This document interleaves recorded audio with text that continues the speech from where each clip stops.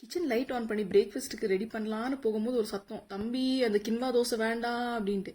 ஏன்டா அப்படின்னா, இல்லை எனக்கு கின்வா தோசைலாம் வேணாம், எனக்கு வேற ஏதாச்சும் வித்தியாசமா செஞ்சு தான் சாப்பிடுவேன் அப்படின்னு. சரி, வித்தியாசமா என்ன செய்யுதுன்னு ஃப்ரிட்ஜு திறந்து பார்த்தா கொஞ்சோண்டு மாவு இருந்துச்சு. சரி, அதை வச்சு குழி பணியாரம் செய்வோம் அப்படின்னு செய்ய ஆரம்பிச்சேன்.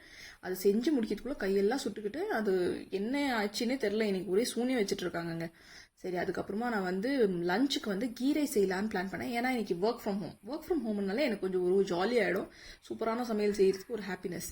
சரின்னு சொல்லிட்டு கீ ரைஸ் ஸ்டார்ட் பண்ணேன். கீ ரைஸ் பண்ணும்போதே ஒரு நல்ல மனம், எனக்கு ஒரே கான்ஃபிடன்ஸ் வந்துச்சு. இன்னைக்கு சூப்பராக வருது கீ ரைஸ்ன்னு. அது பார்த்த உடனே எனக்கு ஒரு ஐடியா, சரி சிக்கனையும் செய்வோம் அப்படின்னு சொல்லிட்டு ஒரு பெப்பர் சிக்கன் ஒரு சைடில் போட்டு அது ஒரு சைடில் பண்ணிட்டு இருந்தேன். அது கூட கொஞ்சோண்டு இந்த பருப்பு குழம்பு கொஞ்சம் இருந்துச்சு, அதை வச்சு சாப்பிடலாமான்னு யோசித்தேன். ஆனால் இந்த பெப்பர் சிக்கனே சூப்பராக வந்திருந்தது. அது பத்தாத குறைக்கு கொஞ்சம் பொரியல் பண்ணலாம்னு சொல்லிட்டு முருங்கைக்கீரை போட்டு முட்டை பொரியல் மாதிரி செஞ்சு வச்சு சாப்பிட்டு பார்த்தா செம்ம ஹாப்பிங்க. குமுதா ஹாப்பி என்னாச்சு?